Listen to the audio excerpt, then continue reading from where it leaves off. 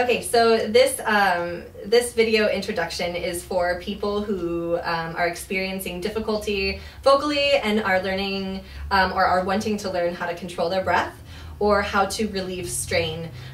So we do that from the very beginning. This first exercise that we're going to give you is going to be finding the diaphragm, finding the correct muscles to use when you are breathing for singing and really for life. So we're going to start with standing grounded and having proper posture, which is essential for being able to control your instrument. So we'll stand with our feet kind of shoulder width apart at a comfortable space, and we both probably have pretty good posture anyway. For this exercise, by the way, Lara is going to demonstrate and I'm going to kind of lead. So we're going to stretch up and really get a good stretch so that you can feel it through your body. When you let your arms go, they kind of dangle and your body stays in stretch position. So from there, we take the hands, kind of find the base of the rib cage, and your diaphragm is right underneath. So what's going to happen is your stomach's actually going to expand when you breathe in and essentially fill up with air. And from there, your chest cavity will fill up and this area will expand. So we're going to breathe in, and after your stomach expands, your ribs feel like they're going from side to side, like you're pushing your fingers, spreading your fingers apart. So we're going to start again. We'll breathe in for 5 and out for 10. Are you ready? Okay, in.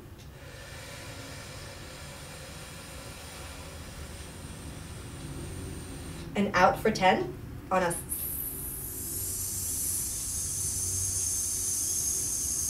good. And it's important not to push the air out as it's just kind of deflating. It's a very easy exercise. You should be able to go probably twice as long as what we did. She's got a lot more air in there. So the importance again is not to feel like your stomach is pushing the air out, but your stomach muscles are in fact tightened because they're conserving the air. So we're going to try that one more time.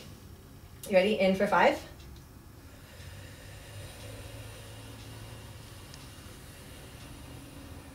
And then out on a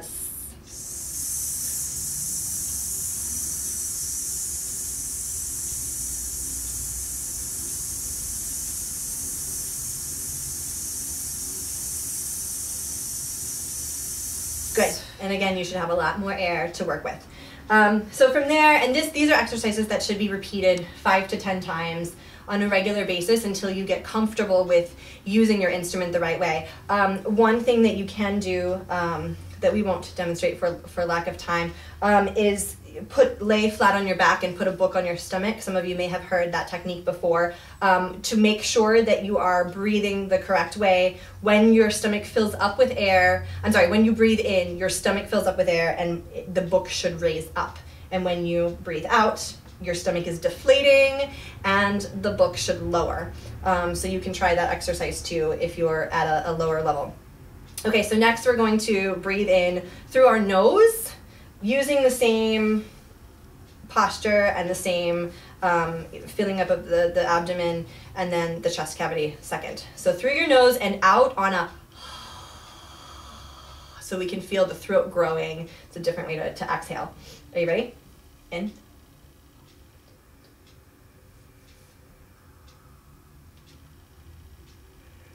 And out. Again, you're squeezing the stomach muscles as you expel the air so that you can conserve it, not so that you can expel it all at once. Good, now this exercise is hard to hear, so we'll try it one more time. In through the nose.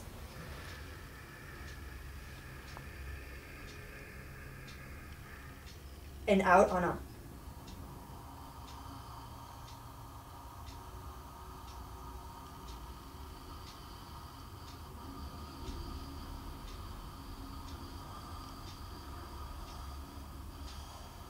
And when you get to the point that your chest feels as though it's struggling to not to have more air there, we tighten our stomach muscles so that we have a little bit more time This will help again when you're applying it to vocalizing and actually using your vocal cords.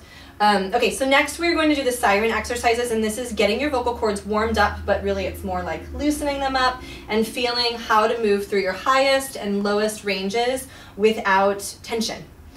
So those of you who are experiencing extreme strain, it's important to realize that if this exercise hurts you, you need to stop and probably seek the attention of a vocal coach that can help you to redirect your approach.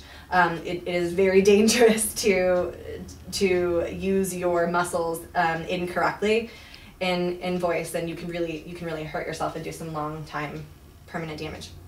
So we're going to do the descending siren first. We'll start with a good breath, and Laura's just going to go to the highest possible comfortable pitch, and she's just going to feel as though the air is falling out and she's deflating.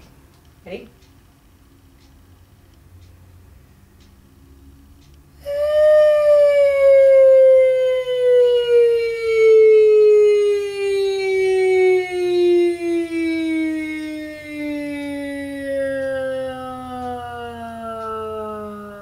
And if you're doing this exercise and you're feeling like you're running out of breath, again, we can tighten the abdominal muscles to help you get a little bit extra.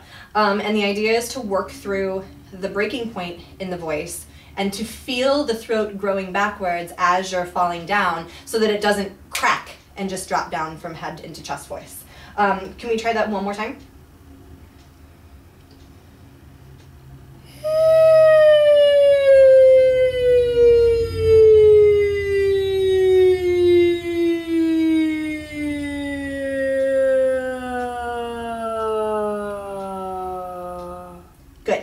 And then when you get down to that lowest part, that vocal fry, you just drop out.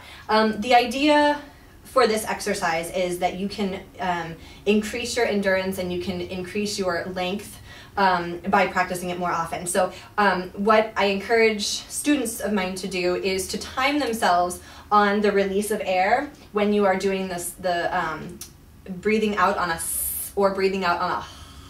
Time yourself and see how many seconds it takes you to get rid of all of your air. And then time yourself on the siren and see if it's even comparable. It's a very interesting experiment and can actually enlighten you as to how much air you're using when there's actually vibration of the vocal cords happening.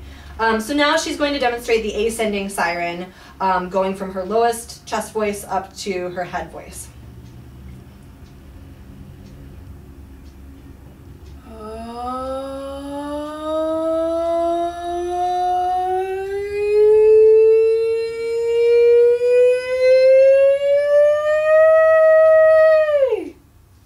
Yeah, and that one was a hard one. So that's kind of, when you get to that part, I think that going up and back down is kind of essential. So we'll try that one together.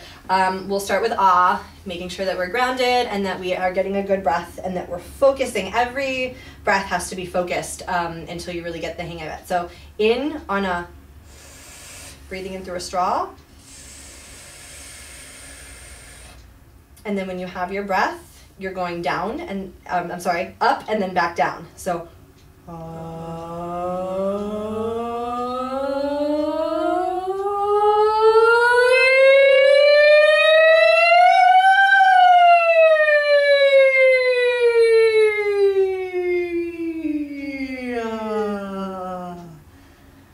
that one was hard. We should try that one more time. Okay, so focusing our breath now without me talking. Up and then back down.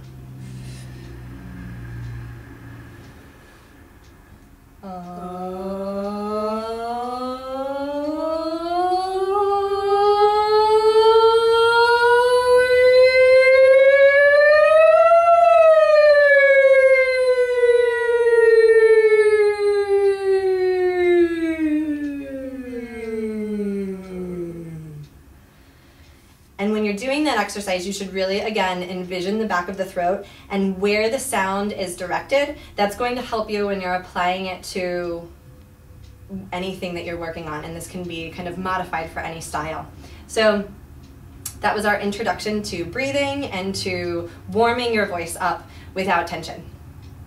Thank you.